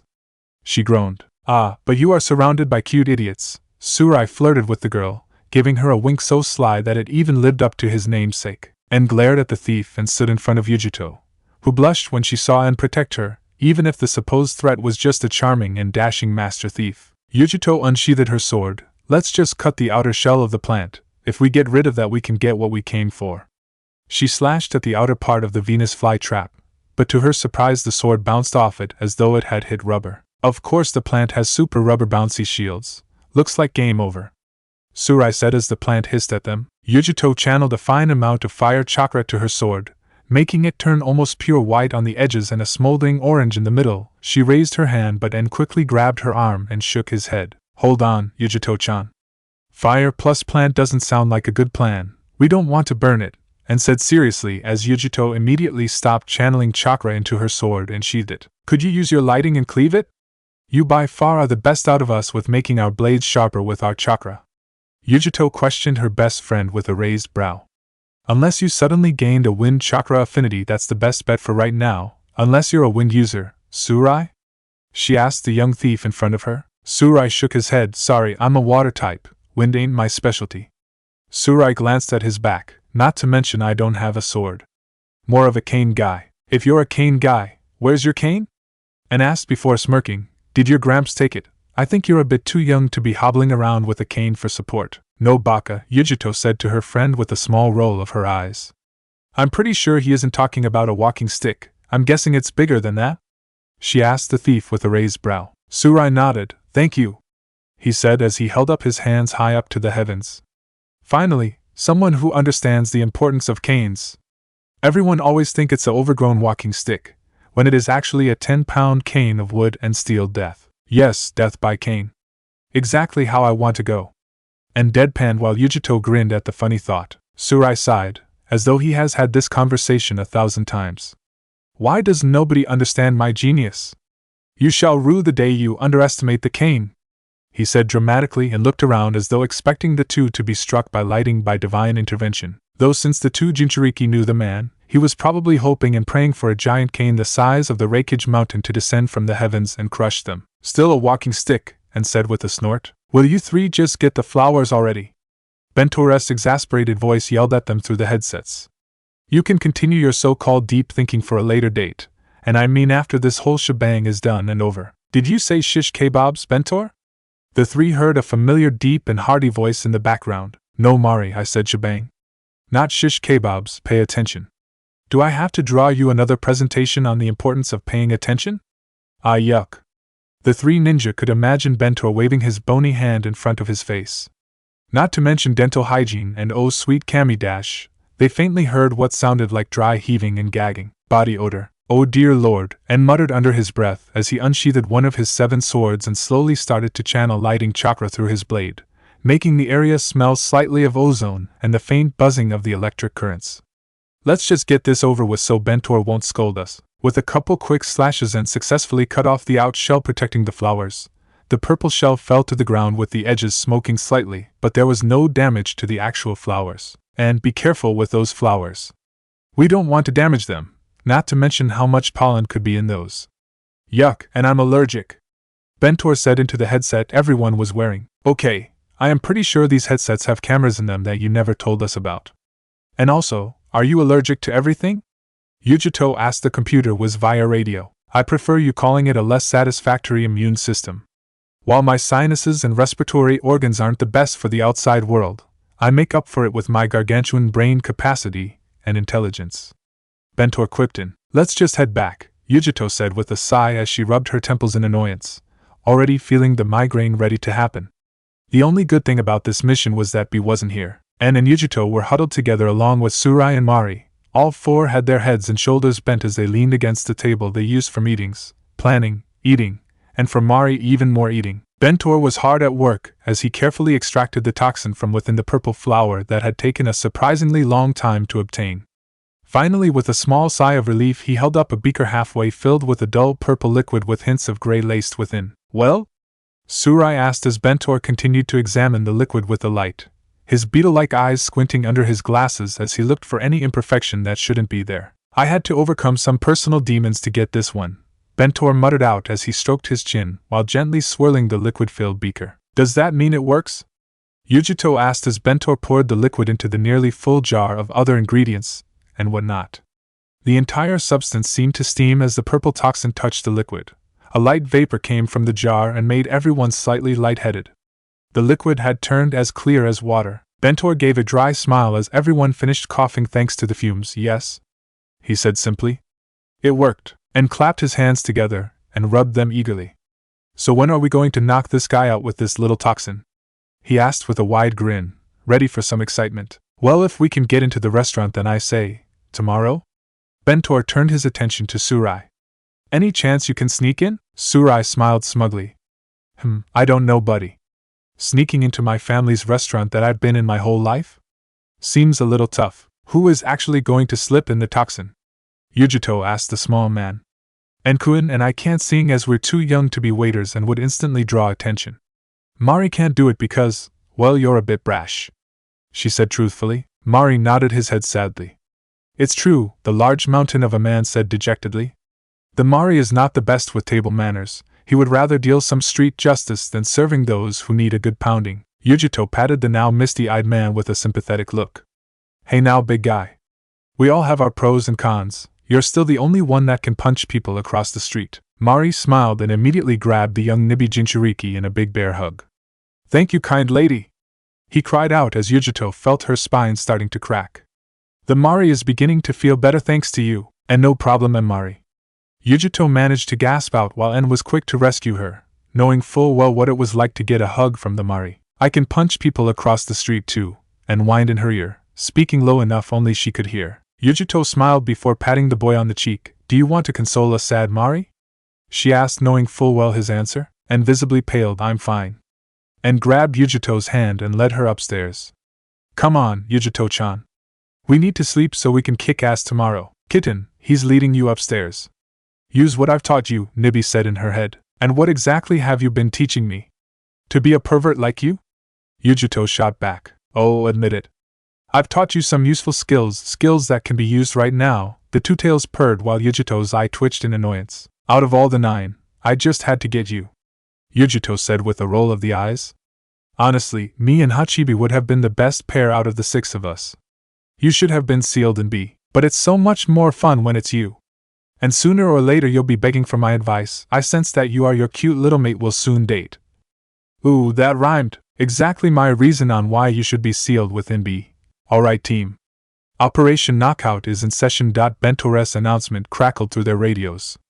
Yujito and Surai will be prepared to grab the man and run, and Mari will be our backup and make sure to keep them off your tail. I will watch from the sky and make sure nothing bad will happen that we haven't already accounted. Surai had gone ahead of Yujito, having needed to give the toxin to a family friend that worked at the restaurant. It didn't take that much to convince the waiter to slip the knockout toxin in his food and drink. Anyone who had been born and raised in this town all hated Chifu and any of his goons. The only reason they hadn't tried to get rid of them was because of their significant numbers, and not to mention Chifu himself. The waiter had practically leapt at the chance to help bring down the tyrant and gain control of their home. Yujito, under the henge that made her appearance of a slightly older girl with black hair and tanner skin, casually walked into the restaurant.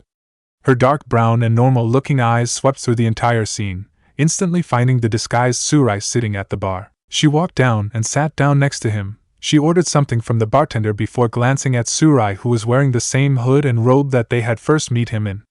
"Everything going to plan?" Yujito said out of the corner of her mouth, as she pretended to sip on the water that they had given her. Tsurai pretended to look at the menu. Before he slightly nodded. It was barely noticeable, and no one would have noticed it if they hadn't been expecting it. Yujito then turned her attention to the man they were after. Despite being around 5'10", the man they were after wasn't as well built as the goons surrounding him and the city. He was pasty pale, which gave him a rather sickly look. His black hair slicked back and shined as though it had been doused in oil. His lips were curled up into a sneer as he barked to the waiter who was helping the thieves and the chunin for more food. The waiter had a scowl on his face as he walked back to the kitchen, but he saw Yujito and Tsurai sitting together, and, knowing who they were even with their disguises, gave them a curt nod, and his right hand trailed up to his ear and he scratched it idly. The signal. 2 guards are sitting behind him, another in the corner, and one near the door. Yujito muttered to Tsurai, who calmly sipped his beverage. Both of them were discreetly looking around the rather large restaurant, looking for anything that could help or harm their escape with the target. "You'll grab him," Yujito said as she saw the waiter come out with the food and drink. "I'll use a right unjusta to take out the 2 guards behind him. While you rush him out, I'll be your backup and get rid of the guard near the exit." Tsurai nodded, signifying his agreement to her well-thought-of strategy. "It's happening," he said as he watched the man take a large gulp of the drink and a bit from the food. The effect was nearly instantaneous. The man's eyes drooped, and his mouth hung open slightly. Without warning, the man's eyes rolled into the back of his head as he fell face first into his food. "Now, right-un, electric shock current," Yujito yelled as electricity came out of her hands and struck the closest of the 2 guards in the chest. The man barely had time to gurgle in pain as the electricity spread through his body. The unlucky guard who was seated next to him was wearing armor, and became the unlucky conduit of the jutsu. Both men collapsed to the floor, their bodies slightly smoking. By then Tsurai had dashed up to the man, and hauled him over his shoulder. He dodged several kunai being thrown at him by the guard at the exit. The guard was then sent flying out the door as Yujito gave him a savage kick to the face. The 2 rushed through the path towards their hideout, gracefully dodging guards and civilians alike.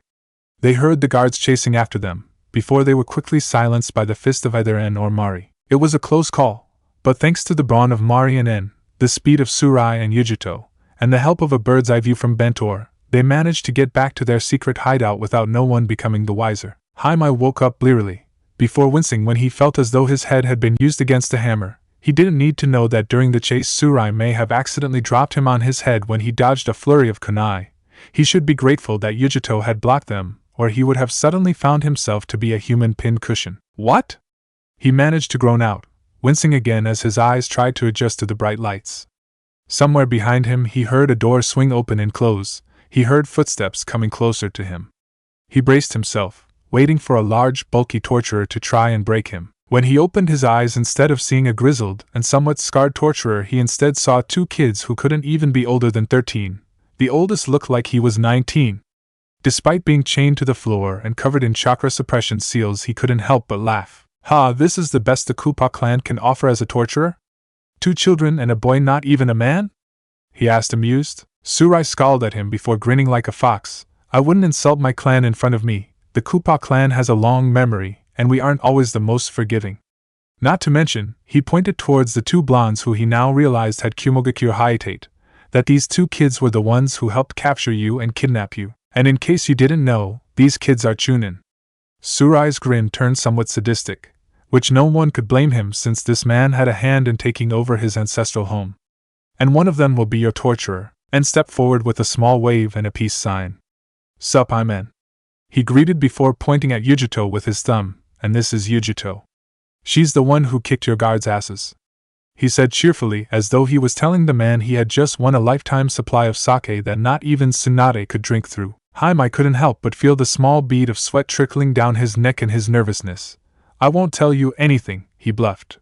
You think I'll betray Chifu? We know your type, Yujito said as she looked at the man in disgust. You're just hanging on to Chifu's tailcoats. You don't have any actual strength besides your mind. So you find yourself the strongest bully on the playground to protect you in exchange for your services. You're a bit of a loser, and quipped him before grunting when Yujito elbowed him in the gut. He is, he whispered to Yujito, who grinned and patted him on the head. Let me handle this, you get to do the jutsu, she reminded the boy who smirked, his features suddenly sly as though he was a crafty fox. Haimai gulped. These kids were really starting to scare him.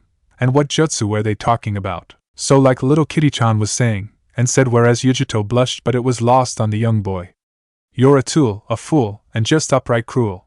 He said the last part with a small dance, his hands moving back and forth. Despite the rather serious and severe situation, Haimai couldn't help but sweat drop, the action followed by everyone else. This kid? Surai thought, still sweat dropping. Who raised this kid? Does his dad, the Raikage, do this? And clapped his hands together and looked at the man. He had his sunglasses hanging on his neck. His blue eyes were hardened. If you tell us now, I promise we won't hurt you too much, but if not I'll make sure to punch off that scowl. He pointed his finger right at Haimai's face. I'm not scowling, Haimai said gruffly. En's finger seemed to deflate before En's eye twitched. Okay, screw negotiations. I'm getting that info, now back up, time for me to take over this show. He couldn't help but add in with his normal rhymes. His hand was now rested on Haimai's forehead. Instantly Haimai's vision went dark and he sagged against his chains. Drip, drip, drip. Haimai opened his eyes to find himself knee-deep in dark murky water. Glancing around he saw that he was in some sort of sewer. Rusty old pipes were connected to everything, drops of dark water splashing into already formed puddles. He glanced around for any sign of that weird Kumo kid, but he could barely see through the dark. Then he heard it, a soft wind that seemed to echo off the moldy concrete walls. But it didn't seem like the wind, it seemed alien, something not human. The hairs on the back of his neck rose. He backed away from whatever that eerie noise, before turning around and running as fast as he could. It soon became clear that this place wasn't just a sewer, it was a labyrinth. For Haimai he could have passed the spot he had awakened 1,000 times without even knowing it. Suddenly he found himself in a large room. There was what appeared to be a large cage easily bigger than a mountain, but that wasn't what scared him. The cage was open, the massive doors were wide open, and whatever had been imprisoned there was no longer there. Whoosh! Haimai gagged at the smell of the wind. It smelled rank, as though some large animal had not discovered the wonders of oral hygiene. He turned around to leave when he saw that a large wall of glistening pure white blocked the entrance. Haimai screamed when he realized it wasn't a wall. They were teeth. A bloodshot red eye that was the same color of blood gazed down upon the crook with barely concealed amusement. The large animal stretched, and Haimai caught the sight of 9 tails lazily moving through the air. It instantly clicked. Kyuubi! The man screamed as he tried to back up. Kyuubi grinned menacingly. Well, hello there. I haven't seen you in here before. You must be Chifu's right-hand man, yes? Kyuubi's human-like hand shot out and grabbed the screaming man who was nearly about to piss himself. Kyuubi turned his head so only Haimai could see his one large blood-red eye. Now, you're going to tell me everything you know. Ahaha, oh man, that was priceless. And roared as he rolled around on the forest floor in sheer joy and laughter, tears streaming down his cheeks. You were all like, "Gah! I'm the Kyuubi! Tell me everything you know," and stood up and raised his hands high above his head and pretended to be a menacingly monster before falling flat on his back as he continued to roar in laughter. Kyuubi snorted and rolled his eyes, all menace gone now that he had reduced Haimai to a quibbling mess. It had been fairly easy to break the man. One glare, and he was telling him his deep and darkest secrets. En, who was on the ground next to his paws, seemed to finally get over his bout and stood back up, wiping the tears from his eyes with his jacket. Was it really that funny? The man is probably scarred for life, not that we care at least. Kyuubi asked his host. Admit it, Q, you thought it was funny too? And said in his typical rhymes, ignoring his Bija's annoyed eye twitch, "En, you're an idiot." The 9 tails muttered under his breath. Hey,